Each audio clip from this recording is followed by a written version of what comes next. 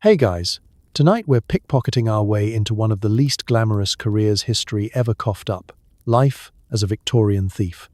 Not the dashing, top-hatted, smooth-talking scoundrel from a BBC drama. No, I mean the real, actual street rats of 1850s London. The ones with more grime than dignity. The handshake of a damp raccoon. And a dental plan that consists mostly of don't smile in daylight. So, before you get too cozy, maybe slip a hand over your valuables, then take a second to like the video and subscribe. But only if you actually enjoy what I do here. Leave a comment telling me where you are listening from and what time it is for you. Now, dim the lights, switch on a fan for that white noise, and get as comfortable as possible. Let's pause for a second. Have you ever wanted to know what being a Victorian thief actually felt like? Was there honor among thieves, or did someone just invent that to sell novels? What's the Victorian equivalent of shoplifting a USB charger, stealing a horse, or just a slightly less moldy potato? Did they really hide loot in their top hats, or was that just a tragic hygiene problem? What did you eat for breakfast when you woke up in a condemned tenement? Spoiler: it's not avocado toast. And could you survive a night with both the police and the rats chasing you? Or would you just surrender to the rats for better odds? Because tonight, congratulations. You've just woken up in 1850. One, in the back alleys of London's East End. Your shoes are missing. Your pockets are empty. And your biggest ambition is maybe not prison, at least not again. Good luck. There's nothing quite like being woken up by a bucket of cold water, except maybe being woken up by someone stealing your bucket. Your home is a one-room, three-wall masterpiece of Victorian architecture, with more mold than wallpaper, and a window that technically qualifies as a hole. The day starts with coughing, elbowing siblings out of the way, and realizing your shoes have been borrowed again. Welcome to the rookery, where you're never alone, mostly because someone's always trying to take your last crust of bread. It's not even sunrise, but the room already smells like wet socks, old onions, and something you're hoping is just cabbage. The floor is a sticky mosaic of spilled tea, last night's candle wax, and mysterious puddles that might actually be alive. You roll over and nearly collide with your uncle, who claims to be between jobs but somehow always has more coins than teeth.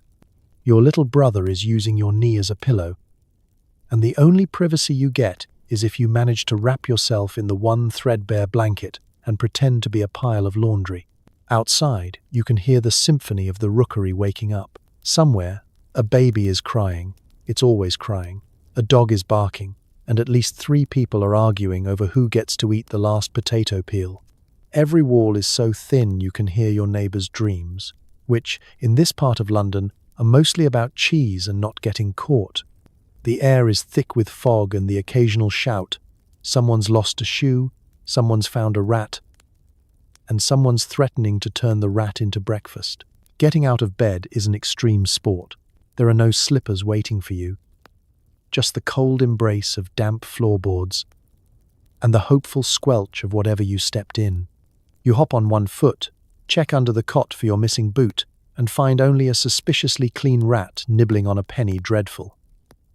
The communal water bucket is empty, except for a single floating sock. Nobody knows where the sock came from. Nobody wants to know. Personal hygiene is more of a suggestion than a practice. Washing your face means joining a queue at the one working pump down the street, where the water tastes like iron and regret. If you're in a hurry, you might just rub some spit on your cheeks and call it a day. Brushing your teeth? Most people settle for swilling some cold tea and hoping for the best. If you manage to find a comb, it's probably already in use as a mouse nest. Clothes are another adventure. Today's outfit is whatever you wore yesterday, and the day before, and quite possibly the day before that. You grab your trousers from the bedpost, shake out the fleas, a losing battle, and try to find a shirt that only smells mildly alarming. Socks are a luxury. Matching socks are a fairy tale. You pull on your one serviceable boot, tie the other foot up in rags, and hope nobody notices you limping. Breakfast is a communal affair. You crowd around a battered table, really just a plank on crates, hoping someone's managed to scrounge up bread, or maybe a bit of cheese if you're lucky. Usually, it's yesterday's stew, reheated until the mysterious lumps dissolve. Someone always tries to claim the biggest portion by distraction. Look, a rich man. Classic, but it works every time. As you finally squeeze out the door into the freezing, smoky morning, you're greeted by the familiar sights and sounds of the rookery. Laundry hanging over the alley like surrender flags, children darting between horses and carts, and the distant, unmistakable bell of the workhouse. You take a deep breath, cough politely, and steel yourself for another day. Because if you can survive a morning in the rookery, the rest of Victorian London is just another challenge, possibly involving more rats, but definitely with better breakfast options. So off you go with one shoe, half a plan, and a hopeful eye on the nearest bakery window. After all, fortunes change fast in the rookery, sometimes before you even finish your morning tea. Forget eggs Benedict. Breakfast, if you're lucky, is a slice of stale bread, a dab of dripping, and a boiled potato that's seen better centuries. Coffee is a distant dream. You're on the lukewarm water with mysterious floating bits diet. The best part? You might have to eat it while running, because the landlady wants rent, and your options are limited to hide, plead, or start running now. Eating in Victorian London, especially on a thief's budget, is less about flavour and more about survival, ingenuity, and the ability to chew through substances that could legally qualify as construction materials. You eye your meagre portion of bread, the crust so hard it could double as a weapon, and wonder if you could trade it for something softer, like a brick. The dripping is allegedly beef fat, though the colour suggests it may be part candle, part historical artifact. And the potato, valiantly clinging to life despite its circumstances, sits at the centre of the table like a relic from better times, perhaps Roman Britain. As you gnaw on your breakfast, you have to keep one eye on the door because the landlady has a sixth sense for detecting tenants who still have breakfast. She's mastered the art of appearing in the doorway just as you've unwrapped your last crust. There's no time for a leisurely meal. Eating is a stealth operation. You shovel in mouthfuls, hide the rest in your sleeve, and if the coast is clear, you might even enjoy a second bite before being interrupted by someone shouting, "It's her, she's coming." This is not brunch. This is combat. Let's talk about the drinks menu. There's no coffee, unless you count the brownish water left over from last week's washing up. Tea exists, but it's been stretched so many times that it's basically hot water squinting at a memory of tea leaves. Occasionally, someone brags about getting real tea from a cousin's friend's uncle who works at the docks. You try not to ask what was floating in it. Milk is a luxury, often reserved for babies, sick relatives, or the cat that bites. For everyone else, it's water, preferably boiled, always suspicious. Breakfast is also a social event, if you call arguing over the last turnip social. You sit around the table with your family, your friends, and the occasional mysterious lodger who doesn't speak much and pays in buttons. Conversation is a blend of complaints, rumours, and negotiating who gets the biggest lump of whatever is left in the pot. Every meal feels like an auction. I'll swap my crust for your last spoonful of gruel. How about 2 spoons and a story about the time I almost met Charles Dickens? Haggling is encouraged. Table manners are optional. If you're flush with cash, which is to say you found a penny in the gutter or managed a successful lift the night before, you might treat yourself to a breakfast out. This means heading to the pie man on the corner, who sells hot pies that are 50% mystery meat and 50% mystery. Or maybe you splurge on a bowl of eels swimming in a sauce so thick it defies both description and gravity. In Victorian London, street food isn't a lifestyle. It's a calculated risk. Sometimes, breakfast is simply whatever you can scavenge. You might nick a bruised apple from a market stall or scrape together enough coins for a slice of dubious cheese. If you're especially unlucky, it's just a handful of cold peas nicked from yesterday's stew, or, if you're truly desperate, a creative reinterpretation of fasting. And, of course, you might not get breakfast at all. Some mornings you're too busy running from the landlord, the police, or a rival gang who didn't appreciate your business tactics the night before. Hunger is a familiar companion, humming along in the background of your life, sharpening your wits and reminding you that, in this world, the early bird doesn't get the worm, the early bird gets mugged by the worm. So you finish your meal, if you can call it that, and set off into the foggy morning, stomach grumbling but spirit intact. Breakfast may be bleak, but at least you're awake, you're alive, and you've learned to chew with optimism, a skill every Victorian thief needed just to make it through the day. Today's look: 1 coat, 7 patches, and a scarf that's seen more crimes than the Old Bailey. Getting dressed is like an extreme sport. Find the least lice-ridden trousers, hope for a left and a right boot, and layer up until you look like a very small, nervous laundry pile. You're aiming for invisible to the police, which means you'll stand out instantly anywhere else. You start your morning wrestling with a pile of laundry that's only technically yours. Clothes in the rookery operate on a strict policy of finders, keepers, losers, shiver. Most mornings, you grab what's available and hope it isn't still warm from someone else's body heat. Choosing your trousers is a gamble. Are they the ones with the suspicious brown stain or the ones with the drafty knee hole? There's an art to picking the least horrifying option, and it usually involves holding your breath and avoiding direct eye contact. Next comes the shirt, which was probably white in the last century, and now exists somewhere between the colour of porridge and the Thames at low tide. If you're lucky, you can find one with most of the buttons intact. If not, just fold the flaps over each other and pretend you're starting a new fashion trend. The Victorian wraparound. As for vests, they're optional, mostly because you'd rather not wear 3 layers of someone else's sweat. Now comes the star of the show, the coat. Every Victorian thief needs a coat with deep, mysterious pockets. Yours is a patchwork masterpiece, equal parts wool, cotton, and something that smells like onions. There are more holes than fabric, but that just means more airflow. Perfect for those steamy summer days when you wish deodorant had been invented. The pockets are full of treasures. A bent spoon, 2 marbles, a lock of someone else's hair, don't ask, and a crumpled handbill advertising miracle cures for gout. Every item is a potential tool or, more likely, a bargaining chip if you get caught. Accessories are what truly set you apart. The scarf is non-negotiable. It doubles as a disguise, a handkerchief, and occasionally a rope. Yours is striped, threadbare, and so long it might actually be 3 scarves sewn together. If it's a good day, you wrap it twice around your neck and once around your mouth, perfect for muffling your identity and most of your complaints.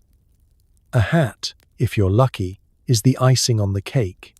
Flat caps are popular, but any headgear will do. An old bowler with a hole in it, a bonnet stolen from a clothesline. Or, if you're feeling daring, a baker's paper cap that makes you look almost respectable from a distance. Let's talk footwear. In theory, you own 2 boots. In reality, it's a miracle if you can find a matching pair. Left and right are more of a suggestion. You might end up wearing 2 lefts, or a boot and a wrapped-up sack. Laces are rare, so you improvise with twine, ribbon, or just tie a knot and hope for the best. Socks are a fantasy. If you manage to wear any, they're usually full of holes and smell like they've been used to wipe down a stable. The key is to never, ever take your shoes off in public, unless you want to clear out a room or accidentally start a conversation about trench foot. Dressing for the day isn't just about looking sharp, it's about function. Every pocket is potential storage. Every patch covers a secret, usually another hole. You need to move quickly, blend in with crowds, and avoid drawing the eye of a police officer with nothing better to do.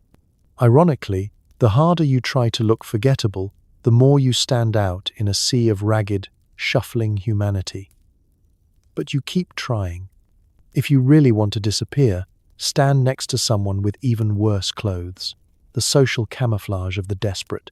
Before you leave, you check yourself in the cracked bit of mirror propped up by the door. You practice your best honest worker face.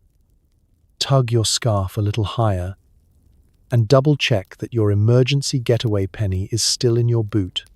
Looking in the mirror, you see not just a thief, but a survivor, layered in clothing, secrets, and a defiant streak as wide as Whitechapel Road. And with that, you step into the street, every layer a badge of experience, every patch a reminder of mornings survived, and every mismatched button a symbol of Victorian fashion at its finest, just barely holding together, and always ready for the next great escape. The streets are packed, the air smells like someone boiled cabbage in a puddle, and there's more horse manure than actual horses. Every alley is a maze, and you know every shortcut that doesn't end with a furious dog. As you melt into the crowd, it's time to scope out marks, dodge coppers, and avoid stepping in anything historical. Welcome to London, 1851. The city where the sun never shines, but the fog always does. You weave your way out of the rookery and into the arteries of the metropolis, where every step is a negotiation with fate. The cobblestones are slick with rain, mud, and a few substances best left unidentified. Horse-drawn omnibuses rumble past at terrifying speeds, missing you by a hair and showering you with an aromatic spray of gutter water. Your senses are on high alert, eyes darting for opportunity, ears tuned for the distant whistle of a constable. Knows well. Best to keep the nose on standby. London isn't so much a city as a living organism, always shifting and groaning. Streets snake between tenements and factories, narrowing into alleys so tight you can smell what your neighbor had for breakfast last Tuesday. Navigation isn't just about knowing where you're going, it's about knowing where you shouldn't. Turn left at Mrs. Blank. McAllister's laundry line, don't look up. Cut through Dead Cat Alley, named for exactly what you think, and skirt around the bakery where the owner throws yesterday's bread and occasional rolling pins at trespassers. As you thread through the crowd, you quickly learn the rhythm of the streets. There's a certain music to it, the clip-clop of horses, the street hawkers shouting about eels and pies, the clatter of market stalls opening for the day. You keep your hands close, your head down, and move like you belong, because, in a way, you do. The city is crowded, noisy, and indifferent to your existence. If you want to disappear, all you have to do is stop moving. But if you want to thrive, you have to flow with the chaos. The city is divided into invisible territories, some safe, some not so much. You know to avoid the fancy parts of town, unless you're feeling lucky or your disguise is particularly convincing.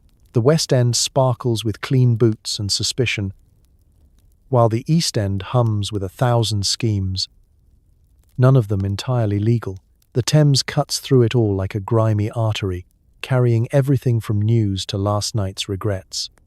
If you find yourself lost, just follow the river, though be prepared to lose a shoe, a shilling, or your dignity along the way. Of course, you're not alone out here. The streets are full of fellow travelers, chimney sweeps black with soot, dock workers built like small fortresses, and flower sellers who can spot a copper at 30 paces.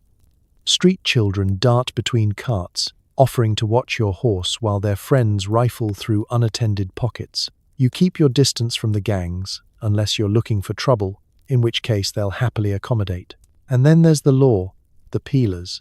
You can spot them by the way the crowd flows around them, a ripple of unease parting the sea of humanity. Their hats loom like warning buoys, their eyes scanning for any hint of mischief. You walk with purpose, never too fast, never too slow. A good thief is invisible, just another face in the fog. Every so often, you stumble on something magical. A tiny park with a bench that isn't broken, a bakery giving away yesterday's buns, a street musician playing a tune so lively you almost forget you're late for work. The illegal kind. But mostly, it's a gauntlet of noise, smells, and obstacles. Your route changes daily, part strategy, part luck, part avoidance of that one alley where old Tom claims to keep a pet goose. Nobody has seen the goose, but nobody wants to take the risk. By mid-morning, your boots are soaked, your stomach is already rumbling again, and you've narrowly avoided 3 dogs, 2 pickpockets, and 1 very persistent preacher. But you've made it. You're a part of London's living, breathing labyrinth, dodging danger, following opportunity, and leaving only muddy footprints behind. Now, on to the next challenge. Finding a mark who looks both wealthy and distracted, preferably not surrounded by friends, or worse, nannies with umbrellas. The city is your maze. Good luck finding the cheese. You don't steal alone. You work with a crew, a dozen kids, a few expert screevers, and at least 1 elderly woman who can curse loud enough to stop traffic. Everyone's got a job. Lookout, distraction, lifter, runner. Trust is as rare as a bath. But if you want to eat, you play your part. Think of your gang as the worst organized office in history, with more grime and fewer chairs. You don't have a manager, but you do have Fingers McGee, a kid of indeterminate age who's the best pickpocket in Whitechapel, provided he's not distracted by street pie. There's Annie the Whisper, who can talk her way into, or out of, just about anything. And old Nan, who's been everyone's fake grandma at least once, and has a left hook that could stun a bull. New members are usually recruited after being caught stealing from the gang itself and then demonstrating enough remorse or creativity to get a second chance. Your crew meets in an unofficial headquarters, the broken steps behind the gin shop, or sometimes in the cramped, smoky back room of a pie house that definitely doesn't meet modern food safety standards. There's no sign on the door, but everyone knows where to find it. It's a place to split loot, share news, and compare bruises from last night's run-in with a butcher's apprentice. There's a strict code: never bring the coppers, never squeal, and always share anything edible unless it's eels. No one likes sharing eels. Every successful operation needs roles, and Victorian thieving is all about specialization. The lookouts are usually the youngest, tiny, scrappy, and able to vanish if things get tense. Their job is to whistle if a peeler's on the move or if a mark starts getting wise. Distractions are the performance artists of the group. They spill flour, start fake arguments, or suddenly develop the world's most urgent nosebleed, all to pull eyes away from the real action. Lifters are the skilled hands, sliding watches and wallets with the precision of a Victorian surgeon, just with better odds of survival. Runners are the finish line. They grab the goods and leg it down the nearest alley, preferably without dropping half the score or colliding with an angry dog. Of course, no gang is complete without a screever, an artist who chalks up fake lost dog signs or distracts crowds with clever drawings, giving cover for the crew to do their real work.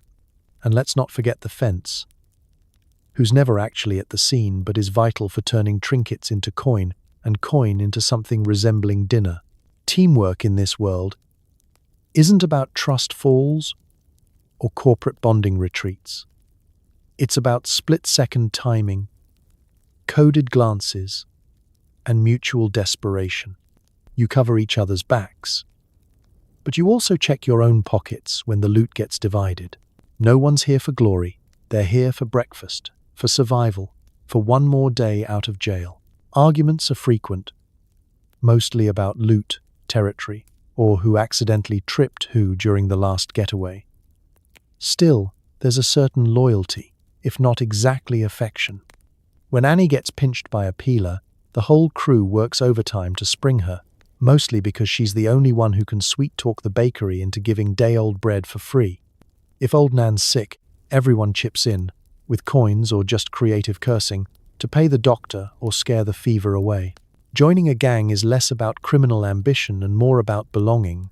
Alone, you're a target. With your crew, you're part of something, even if it's just a ragtag bunch united by hunger, talent, and a truly impressive array of hats. You learn the unwritten rules.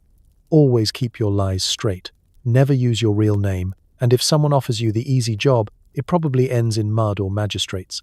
So you gather in the dawn fog, hat pulled low, nerves on edge, ready for another day's work with your not-quite family. The city's a tough place, but together, you've got a fighting chance, or at least someone to blame.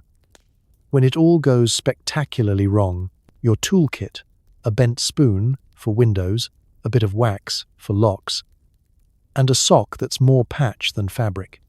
No lasers, no crowbars, just ingenuity, desperation, and a willingness to use your teeth in a pinch. If you find a decent knife, congratulations, you're now the neighborhood locksmith. You can forget about slick, high-tech heist gear or anything you'd see in a movie. Victorian thieves work with what they can steal, borrow, or repurpose from the rubbish heap. Your multi-tool is whatever you can hide in your sleeve without attracting unwanted attention or tetanus. Need to jimmy a window? That bent spoon was filched from the local tavern and lovingly shaped by being sat on one too many times. For finer work, a bit of candle wax is your best friend. Soft enough to make an impression of a key. Sticky enough to convince a stubborn lock to give up its secrets. And, in emergencies, passable as a snack. It's not glamorous, but it's effective, assuming you're not trying to break into the Bank of England. In which case, good luck and please leave a note for history. Let's talk about the sock. The Victorian thief's sock is not just a sock. It's a storage unit, a blackjack, an emergency rag, and sometimes, in moments of despair, a makeshift mitten. The more patches, the more stories, each tear earned in the service of some ill-advised escape. If you're especially fancy, you might have two socks, but usually one is pressed into service as a pouch for loot, a cushion for that borrowed silver candlestick, or a decoy to keep the police busy while you run the other way. Pins and bits of wire are indispensable. You keep a handful in every pocket, good for picking locks, sewing up new holes, or pinning together trousers in a wardrobe emergency. Some thieves swear by a tiny screwdriver, which is really just a whittled-down nail with delusions of grandeur. Others make do with a sturdy hatpin borrowed from a distracted lady's bonnet. Versatility is the name of the game. If you can't open a lock, you'd better be able to convince it to fall off through sheer willpower and persistent jiggling. The knife, if you have one, is a badge of honor. Not for violence, but for versatility. Prying, scraping, slicing open bread, or, on a bold day, a lock. Knife ownership puts you at the top of the local food chain, and also makes you very popular at dinner parties. But knives are rare and precious, often traded, hidden, and wept over if lost. More often, you're left with a sharpened bit of bone, a rusty nail, or, on really rough mornings, your own stubborn fingernails. Don't overlook the humble rag. Every thief has one. For cleaning up, muffling sound, or just waving in surrender when negotiations go south. It might be cut from an old shirt or nicked from a baker's apron. Nobody asks questions. And let's not forget chalk, perfect for marking routes, communicating with your crew, or drawing fake out-of-order signs on doors you don't want followed through. For the truly advanced, there's always a stolen handkerchief for hiding loot, a stub of pencil for writing cryptic notes, or a length of string, uses limited only by imagination and the current crisis. You keep all this in a series of hidden pockets, sewn into your patched-up coat by someone who may or may not have been sober at the time. You don't have a bag. Bags attract suspicion. You're a master of the bulging pocket, the artfully concealed lump, the limp that means you're hiding a brick of cheese down your trouser leg. You walk with purpose, hoping no one asks why you jingle like a toolbox every time you break into a light jog. In a world without gadgets, your best tool is your brain. Quick, adaptable, and always a little bit hungry. You size up every situation, measure every door, and if all else fails, you run. Sometimes the best tool for the job is simply a pair of fast legs and the ability to look innocent while disappearing into the crowd. So next time you pat your pockets, remember, you're not just carrying rubbish. You're armed with the essentials, ingenuity, desperation, and a sock that just might save your life. It's all about the touch. Light fingers, quick eyes, and a knack for pretending you're innocent when you're absolutely not. The secret? Timing, distraction, and running away much, much faster than the person you just robbed. If you get caught, act confused or French. Pickpocketing isn't a brute's trade, it's a dance, a magic trick, and a bit of amateur theatre, all rolled into one. You don't just grab and go. First, you have to spot your mark, someone with too many coins and too few worries. Maybe it's the merchant counting shillings after a good market day, the distracted gent fumbling with his pocket watch, or the socialite with a handbag that screams, "Please steal me. My husband will just buy another." The best marks are the ones with somewhere to be and something on their minds, ideally, not their wallets. Step 1. Blend in. You're not skulking in the shadows, you're in the crowd, smiling, shuffling, and humming along with the street's rhythm. But you pick your moment, sidle closer, and accidentally get jostled by a passing cart. Your hand brushes against a coat pocket, your fingers slip inside, and just like that, presto, you're holding someone else's handkerchief, coin purse, or, if you're very unlucky, their lunch. Victorian cheese sandwiches are not worth the risk. Timing is everything. Pickpockets live and die by their ability to spot distractions. A commotion at the corner, a pie seller shouting about half price for 9:30, or a small child accidentally spilling something on a wealthy lady's skirts. In that moment of confusion, your window opens and closes fast. Sometimes the distraction is you putting on a bit of street theatre, a fake argument with a friend, a dramatic fainting spell, or a sudden outbreak of sneezing so theatrical it could win awards. Bonus points if you can get someone to hand you a real handkerchief. But even the best can slip up. Sometimes you reach for a coin purse and grab a fistful of coat lining, or worse, the owner's hand. In that case, don't panic. The key is performance, wide eyes, a nervous laugh, and a flustered apology. "Oh, beg your pardon, governor. Thought you were my cousin Alfred." If that doesn't work, switch to gibberish or claim you're French and lost. Most Londoners will back away, baffled and slightly embarrassed. No one wants to start an international incident over tuppence. Of course, you need to know when to cut your losses. If a mark gets wise, there's no point arguing. Time to employ the second most important skill in pickpocketing, running. You know every shortcut, every alley, and every market stall that might shield you from angry gents and faster coppers. Running in Victorian London is both an art and a necessity. Slip on a cabbage leaf, and you're toast. Leap a puddle, and you might just escape with your loot and dignity intact. There's etiquette among thieves, too. Never work too close to another pickpocket's patch, unless you enjoy being tripped, glared at, or force-fed your own hat. Share the good marks, warn about undercover coppers, and never, ever lift from your own crew. You don't want your nickname to become Lefty after a misunderstanding in Dead Dog Alley.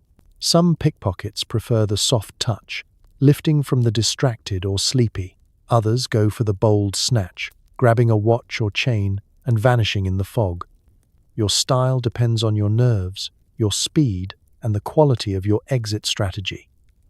No matter your method, the end goal is the same: disappear before anyone realizes something's missing. But sometimes you fail. Maybe you're caught red-handed, or the mark turns out to be a retired boxer with a score to settle. If that happens, there's one last trick: charm. Smile wide, tip your hat, and offer a heartfelt apology. "Terrible mistake, sir. Must have confused you with the Queen." Sometimes it works. Sometimes you end up explaining yourself to a peeler, which is its own special performance. So, you practice. Every day. Light fingers, quick feet, and 1,000 ways to look harmless when you're anything but. Because in Victorian London, the real art isn't just taking. It's making sure nobody remembers you were there at all. Meet the peelers, tall hats, serious moustaches, and a passionate dislike of anyone under 5 feet tall. The police aren't here to help. They're here to chase, catch, and sometimes accidentally trip over their own boots. You learn every hiding spot, every rooftop, and the precise speed of a copper running with a belly full of pie. The Victorian police force is nothing like the friendly neighbourhood patrol you might imagine from a postcard or even from a Dickens novel. No, the peelers, so named for Sir Robert Peel, the man who invented them, are the living embodiment of stern but slightly confused. Their uniforms are designed to be intimidating. Heavy blue wool, brass buttons, and a helmet that makes everyone look slightly surprised at all times. The moustaches are mandatory and seem to grow thicker with each promotion. For a thief, spotting a peeler is as essential as knowing which baker will trade day-old bread for a sob story. The telltale signs are obvious. The clop of heavy boots, the glint of a truncheon, the faint smell of cheap aftershave, and the way the crowd parts just slightly as they walk down the street. Most peelers walk with purpose. A sort of, I'm looking for trouble but would settle for a nap energy that is both comforting and terrifying, depending on your business that day. Coppers have a sixth sense for shenanigans, especially those involving children, loiterers, and anyone running for no apparent reason. Your job? Never give them a reason to notice you. That means no running unless you're absolutely sure you're out of their line of sight, no obvious lurking, and above all, never ever whistling suspiciously. They will hear it, they always hear it, but peelers are human, and humans are distractible, especially by pie. Victorian police are famous for their love of baked goods, and more than one successful escape has involved lobbing a stray pastry in the opposite direction or staging a heated argument at the pie stand. If you see a copper tucking into a mince pie, you've got a solid 30 seconds to vanish. Maybe more if he's a chewer. Knowing how to avoid the police is a survival skill. You become an expert in reading body language. If a peeler tips his hat, that's a warning. If he starts rolling up his sleeves, that's your cue to evaporate. You also memorize the landscape, which alleys have loose cobblestones, good for tripping pursuers, which windowsills are low enough to scramble over, and which rooftops have friendly cats, and which have not-so-friendly ones. It's like being a contestant in a never-ending obstacle course. But the stakes are slightly higher, and the prizes less desirable. If, despite your best efforts, you get spotted, it's time for evasive maneuvers. You dart left, cut through the fish market, ignore the smell, squeeze under a wagon, or blend into a crowd of equally guilty-looking street kids. The key is unpredictability. Peelers aren't used to sudden changes of direction, too many heavy lunches. If all else fails, feign innocence. Who, me? Just looking for my dear old mum, officer. She's somewhere that way, I think. Flash your most pathetic smile and hope he's got a soft spot for family. Every thief has a favourite hiding spot. Some swear by the bakery's flour bin pro, soft landing, con, months of sneezing. Others the abandoned carriage behind the smithy. Rooftops are always a gamble. Great for losing coppers. Bad if you're afraid of heights or pigeons. The bravest among you have even hidden in plain sight, walking arm in arm with a passing group of nuns. It's all about confidence and the ability to look like you absolutely belong wherever you're standing, even if you're still holding the wallet you just nicked. Despite all the cat and mouse, there's a weird camaraderie between thieves and peelers. They know you. You know them. You recognize each other at a glance. Sometimes you even share a wink. Next time, lad, he'll say, wiping gravy off his mustache as you slip away. So you keep dodging, ducking and running. Always one step ahead. always with an escape plan, and always with a story to tell. Because in Victorian London, the game never ends, unless, of course, you trip over your own boots, in which case, hope the peeler's too busy with his pie to notice. You can't eat a silver spoon, you tried. Stolen goods go straight to the fence, usually someone with fewer teeth than morals, who will give you just enough coins to buy dinner and still call you a young entrepreneur. Beware. Trust the wrong fence, and you'll be selling your own shoes back to yourself by sunset. In Victorian London, being a thief is only half the job. The real art is unloading your acquired goods before the coppers come sniffing around, or worse, before your mum finds them under your mattress and launches into a sermon about honesty while quietly pocketing the best pieces for herself. Enter the fence, the mysterious, slightly greasy middleman of the underworld economy. You bring him silver spoons, watches, silk scarves, or anything else that might fetch a shilling. He brings you coins, advice, and an entirely new appreciation for the importance of regular dental care. The first rule of fencing: never ask for market value. If a stolen watch is worth 5 shillings, expect to walk away with 2. And that's only if your fence is in a generous mood, or if you remembered to compliment his latest abscess. The more desperate you look, the less you get, so practice your take it or leave it face in the mirror. Make sure your eyes say, "I could sell this elsewhere," even as your stomach grumbles, "I need pie immediately." Your local fence is a legend in his own right. Maybe it's old Ned, who can tell a fake sovereign by weight and sound alone, and who definitely still owes you money from last winter. Or Mrs. Tilly, who operates out of the back of a laundry, where every third shirt is really a handkerchief and every sock could be hiding a necklace. There's always an air of menace in the fence's den. A place with too many curtains, too few windows, and a perpetual odor of boiled onions and secrets. Middlemen like Ned and Tilly know everyone's business. They know which pawnshop is safe, which coppers are on the take, and who's planning the next big job. If you want to move your loot quickly, you play by their rules. Never come in the front door, never stay long, and never, ever mention anyone's real name. The language is code. Got any bread? Means jewelry. Looking for something shiny means silver. If you ever forget the code, just mumble and hope they're in a forgiving mood. Sometimes the fence will act as your agent, taking a cut to find a buyer in another part of town, usually far enough away that nobody will recognize the silver as last week's wedding present. This sounds fancy until you realize it just means someone else is pocketing a portion of your hard-earned criminal profits. If you're unlucky, you'll find your loot on display at the very next market stall, being sold as a rare antique by a man who winks and mouths, "Thanks, kid." Of course, every fence has competition. Some are honest, by Victorian criminal standards. Others would sell your soul for the right price. Rumor has it that Tommy the Tooth once sold a gold watch back to its original owner, who paid twice as much for the privilege, and still didn't realize it was his.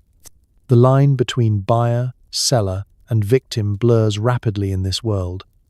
Keep your wits about you, and always check your pockets after every handshake. Fencing is not without risk. If a job goes wrong, or the coppers get curious, the fence is the first to forget your face. He'll swear he's never seen you before, and that his mother can vouch for him. Never mind, she's been dead for years. If you're caught with loot that can be traced back to his den, you're on your own. He's got an alibi, 3 aliases, and a cousin on the police force. You've got a silver spoon and an urgent desire to be anywhere else. Still, despite the danger and the heartbreakingly low rates, the fence is your lifeline. Without him, all your hard work would be for nothing. Stolen goods don't pay rent. Coins do. So you swallow your pride, pocket your coppers, and try not to think about the next meal. Because in Victorian London, supper doesn't just come from hard work. It comes from hard bargains, shifty middlemen, and the hope that tomorrow, maybe, you'll finally get paid what your loot is worth. The local pawn shop is your lifeline. One day you're pawning your dad's watch. He stole it first. The next you're buying it back at twice the price. The shop smells like old socks and broken dreams.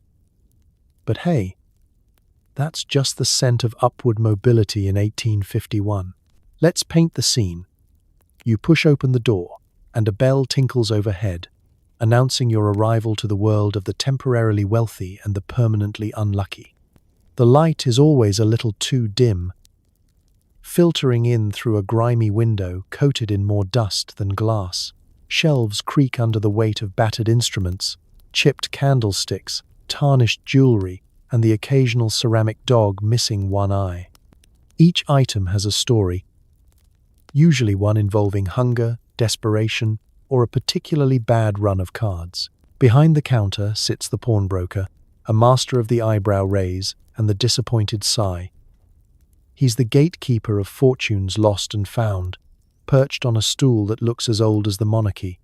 His hands are ink-stained from tallying IOUs, and he can appraise a silver locket from across the room without ever leaving his chair. Rumor has it, he never blinks. No one's brave enough to test this theory for too long. For a Victorian thief, the pawn shop is both a blessing and a curse.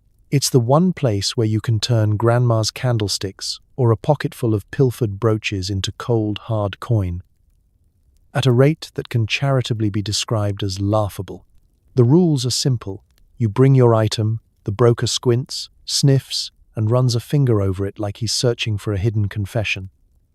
He offers you a fraction of its value. You pretend to hesitate, sigh dramatically, and hand it over anyway, because arguing only gets you the same price, plus a lecture on the value of honest work. Every visit is an emotional roller coaster. Some days you're flush with luck, trading in a silver snuff box for enough cash to keep your gang in bread and mystery meat for a week. Other days you're scraping together odds and ends, a chipped mug here, a faded ribbon there, just to make rent. The best part? You can almost always buy your treasures back, if you're quick and careful. The catch, it'll cost you, plus interest, plus a hefty serving of humiliation if you wait too long. The shop is a social hub in its own odd way. You run into fellow thieves, desperate widows, and the occasional upstanding citizen down on their luck. Everyone's got a story, and nobody's telling the truth. The old man pawning his boots claims he's buying medicine for his wife, but you know he's got a date with the gin shop. The teenager trading in her Sunday dress says she needs money for school books, but you suspect she's after the new hat in the milliner's window. It's all part of the grand Victorian performance. Even the goods tell tales. Some have been through the shop so many times they're practically part of the decor.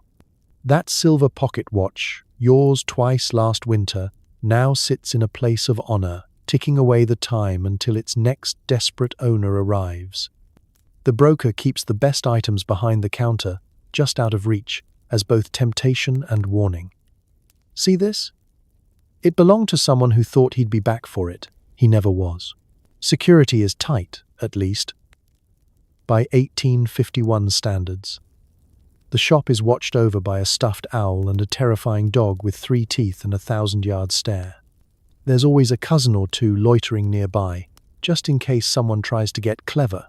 So, you make your deal, pocket your meager coins, and step back into the noisy London street.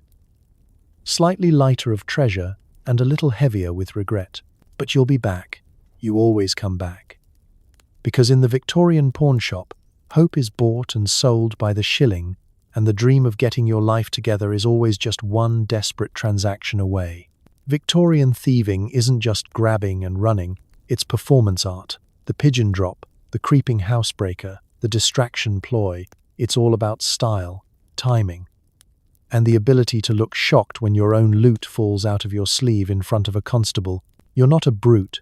You're an actor, a magician, a practitioner of the fine art of getting away with it. The city is your stage, and your audience doesn't even realize they're watching until the curtains close and their pockets are empty. The best thieves know. Half the job is convincing everyone you're the one being robbed. Take the pigeon drop. A classic swindle that's part con, part test of how gullible Londoners can be before lunch. Here's how it works. You spot a well-dressed mark, accidentally drop a wallet stuffed with useless paper, and watch as the mark, ever so helpful, bends down to return it. That's when your partner swoops in. "Look at that, I dropped my wallet too." A brief, confusing conversation about splitting the found treasure, a flurry of gratitude and a small contribution for your troubles, and in the end, your mark walks away lighter in the purse and heavier in regret. The real trick is acting flustered when the constable asks if anyone's seen your wallet. "Why, officer? I'm the victim here. I was only trying to be helpful." Then there's the creeping housebreaker. A job that requires nerves of steel, socks of silence, and an encyclopedic knowledge of floorboard squeaks. You wait for night, when London's wealthier citizens are asleep or out at a society ball. You slip in through a window, a skylight, or occasionally a door left unlatched by an overworked maid. Inside, you move like a shadow, taking only what you can carry: silver candlesticks, jewelry, or the occasional tray of biscuits, a snack for the road. The best creepers never leave a trace, except perhaps a missing umbrella and a faint whiff of anxiety lingering in the morning parlour. But let's not overlook the simple distraction ploy, a timeless favourite. You and a partner, or two, create a scene in the marketplace. Maybe you pretend to faint. Maybe you start a loud argument about who sold who a rotten turnip. While every eye in the vicinity is glued to the drama, another hand moves quietly among pockets, handbags, and unattended baskets. The key is timing. Too short, and no one looks. Too long, and the victim's cousin arrives, wielding a rolling pin and a very clear memory of your face. Every technique relies on a kind of choreography. Knowing your partner's moves, anticipating your mark's reactions, and always having an exit. You rehearse in alleyways and whisper code words in the dark.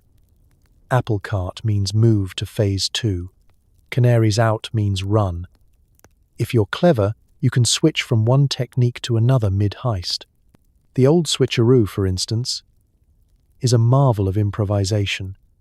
Start with a pigeon drop, escalate to a distraction, and vanish as the housebreaker slips out the back with the real loot. Of course, not every plan goes smoothly. Sometimes your fake wallet falls apart. Your distraction collapses in giggles, or your partner mistakes the mark for a local boxer. The true professional rolls with it, turning every near miss into an opportunity for comedy and a speedy getaway. Practice, as they say, makes perfect. Young thieves are drilled in these arts from the day they can run without tripping on their own shoelaces. They learn not only how to lift a pocket, but how to act surprised when it happens to them. Nothing impresses a peeler more than a thief who can convincingly mourn the loss of a watch they never owned. Because at the end of the day, Victorian thieving isn't about brute strength. It's about brains, bravado, and the ability to sell a lie so well that even you almost believe it. And if you do end up in front of a judge, you'd better hope you can look as innocent as the Queen herself. Because sometimes, the greatest switcheroo is convincing everyone you never stole a thing. There are more rats than people in your neighborhood, and some of them wear waistcoats. You share food, beds, and occasionally job opportunities. Learn to love them, or at least learn to duck when one falls from the rafters during dinner. It's not just a figure of speech. Rats are a constant in your Victorian existence. Big ones, small ones, bold ones that stare you down as you try to butter your bread, and shy ones that disappear the moment the light hits them. The sound of scampering feet in the night isn't unsettling anymore. It's background music. You wake up with one at your feet, munching a stolen potato, and shrug. That's just old Nipper, your uninvited roommate. Sometimes he brings friends. Sometimes you suspect he's the landlord. The line between pest and pet gets blurry fast. Children invent names for their favorites. Sooty, Cheddar, the Earl of Squeak. Some families claim to have trained theirs to fetch crumbs or even distract the cat. Others insist the rats run the whole block. After all, you see them in every room, behind every crate, and occasionally sitting in on strategy meetings with your gang. If the coppers ever raid your den, at least a few rats will do you the courtesy of scattering in all directions, distracting the authorities and knocking over the evidence on their way out. Then there's the other kind of rat, the two-legged, upright, human kind, the informer, the snitch, the person who seems trustworthy right up until you learn they've sold your latest plan to the nearest peeler for the price of a pint. In the rookery, you learn early. Keep your secrets close and your best hiding spots even closer. The art of looking out for number one is alive and well, and sometimes that means your closest ally is just waiting for the right time to squeal. Trust, like pest control, is in short supply. Your daily routine quickly adapts to this environment. You shake out your boots before putting them on, just in case something furry and ambitious moved in overnight. Bread left unattended for more than 5 minutes is fair game. Sometimes you come back to find it's already been nibbled into abstract art. If you need to hide your loot, think like a rat, behind loose bricks, beneath floorboards, or in a tin can wedged into the chimney. If it's good enough for a rodent, it's good enough for your best silver spoon. Sharing space with rats teaches you valuable skills. You get light on your feet, quick with your hands, and always ready to leap to safety when you hear the telltale pitter-patter above your head. Dinner is a gamble. Any suspicious crunch could be a new ingredient. The best cooks in the rookery learn to serve everything piping hot. Nothing silences a rat faster than a surprise encounter with a ladle of boiling pottage. Of course, the rats are survivors, just like you. They dodge traps, outwit cats, and occasionally outsmart the residents. You start to admire their persistence, their teamwork, their absolute refusal to go quietly. Sometimes you wonder if you and your gang aren't just a slightly more upright version of the Rat Pack, scurrying from danger, sharing whatever crumbs you find, and always staying one leap ahead of disaster. There are moments of uneasy peace, like the time everyone banded together, man and rat, to chase a stray dog out of the alley, or when a particularly bold rodent made off with the landlady's best bonnet. In those rare instances, you almost feel a sense of community. Two species, equally unwanted by polite society, making do in the city's forgotten corners. So, you develop a grudging respect for your rodent roommates, both literal and metaphorical. You know you can't get rid of them, not really. Instead, you adapt, learning to keep one eye on your dinner and one hand on your pocket. Because in Victorian London, everyone's a survivor, everyone's a scavenger, and, if you're lucky, everyone minds their own business, except the rats. They know everything, and if you play your cards right, they just might help you get away with it. The only thing riskier than stealing is trusting another thief. Friends today, informants tomorrow. The rule: never turn your back, never share your best hiding spot, and if someone offers you a great job, ask if it ends with you swimming in the Thames. Life in the rookery is built on shaky alliances and even shakier promises. Your crew might share bread, stories, and hiding places, but they're just as likely to share your secrets with the nearest peeler. Every partnership has an expiration date, usually right around the time someone needs bail money or gets offered an extra shilling to forget who took the mayor's silver. Loyalty is less a virtue and more a luxury, and there are days you swear your closest mate would swap you for a hot meal and a dry pair of socks. You learn quickly that trust is a flexible concept. Sure, you team up for the big scores, one of you distracts the merchant, one lifts the goods, another runs interference with the coppers, and a fourth is there just in case the first three get pinched and someone needs to go fetch help, or, more realistically, collect the spoils. But when the loot is counted, so is every suspicious glance. Coins seem to disappear faster than your appetite after eating street pie. Suddenly, someone's pockets are bulging, and someone else is swearing they've never seen that brooch in their life. Then there are the real betrayals, the moments that go down in rookery legend.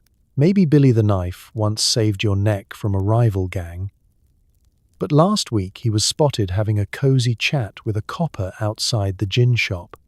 Now he's got new boots, a smug grin, and an alibi so thin you could read through it.